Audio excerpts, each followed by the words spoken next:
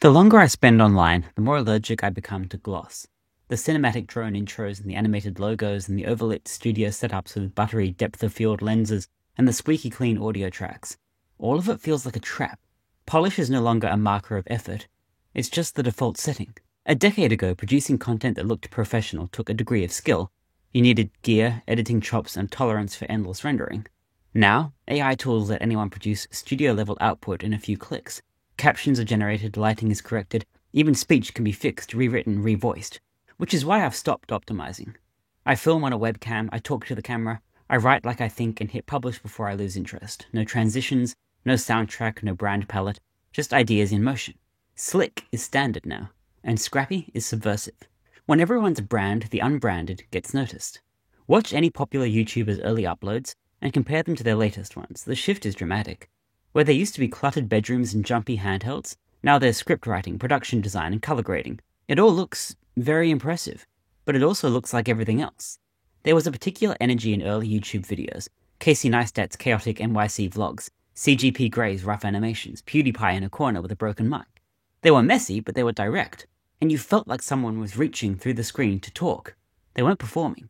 Now the dominant tone is presentation. Every word is planned and every frame is curated. But overproduced content becomes sterile, and it starts to resemble itself more than it resembles life. It's not limited to video. Writers too have succumbed. Blogs read like they were optimized by a marketing team. Substacks are indistinguishable from institutional newsletters. The literary voice is being erased in favor of one that sounds very clean, very consistent, and very forgettable. Because everyone sounds like they're selling something. I think, and I believe, that in a crowded timeline, rawness can be a flair. A blurry video says this mattered enough to make even without time to perfect it. A blog post that doesn't always know where it wants to go says this came from a human hand. And a meandering thought trail that circles itself can still illuminate something that a tight edited summary can't. Not all raw content is good, but when the baseline is machine smooth, texture becomes its own form of authenticity, and it suggests urgency, investment, and risk. Polished content is buffered. Scrappy work still has edges. It can scrape up against something. Why do people still value the glitch, the flaw, the noise? Because those things are hard to fake. They cost control, and they expose. A voice crack in a podcast, a stumble in a speech, a missed cue in a live stream. These are not faults. They are evidentiary. They say this was real, this was one take, and this wasn't polished into oblivion. Nietzsche wrote that chaos gives birth to stars, but chaos doesn't need to be metaphorical. Sometimes the literal chaos of your process, the dropped line and the cut-off thought and the wrong lighting, is what breathes life into the thing. Punk worked because it wasn't afraid to sound broken. Zines weren't edited by committees. The beat poets didn't wait for feedback. Soviet samizdat spread because it could be written in the margins of a schoolbook. And roughness was a feature, not a limitation. When every tool in the world can sand down your voice into compliance, choosing not to is a kind of assertion.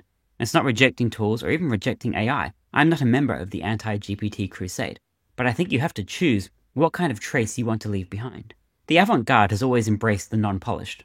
Look at early Godard with his cuts and disjointed scenes, or Warhol's screen tests, unblinking, boring, beautiful in their refusal to be efficient. Even Beckett, who once said the purpose of writing is to fail better, wrote plays where characters sputter and repeat themselves deliberately. AI is creating a flood of plausible content.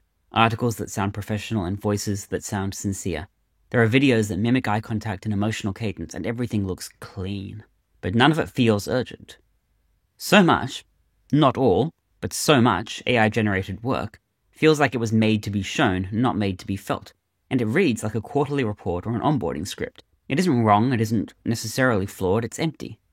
Which is why I find myself drawn to the stuff that looks a little rushed, that feels like it barely made it onto the page, that doesn't open with a hook or close with a CTA.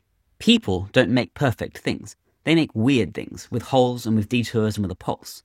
We know when something's been through too many hands. We can sense when a voice has been softened by too much polish, when the sharp parts have been rounded off. The result is something that passes but doesn't stick. It's all Disney all the way down. There's a scene in Zen and the Art of Motorcycle Maintenance about gumption traps. Invisible forces that pull you away from doing the thing. They're described like spiritual potholes.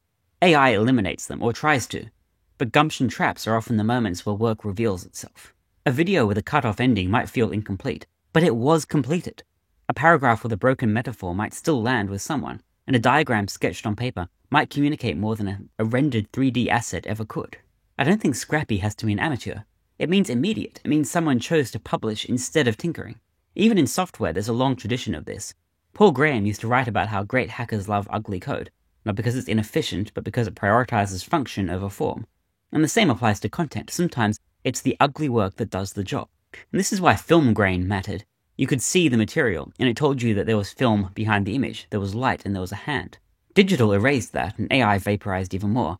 But people still crave the grain. They download filters to simulate it. They shoot on old cameras to capture it. They handwrite notes for emphasis. Why? Because it proves there was friction, and friction is how we know something happened. Look at the resurgence of physical media, vinyl records, print books, handmade journals. People want to hold what they consume. Even in digital work, you can simulate the grain. In pacing, tone, structure, you can choose not to remove every stumble. Slickness now reads as default, and imperfection stands out. You can still polish. There are times when it helps. But when every feed is a showroom, the things that look like workshops get attention. Scrappy isn't lack, it's presence. The internet is full of frictionless simulation, and presence is what we keep searching for. Not everyone will value it. That's fine. Scrappy work isn't optimized for the masses. It's a flare and a signal. A way of saying, this thing I made wasn't filtered to death. It came from a real place. And when everything feels machine touched, the imperfect human trace is the rarest style left.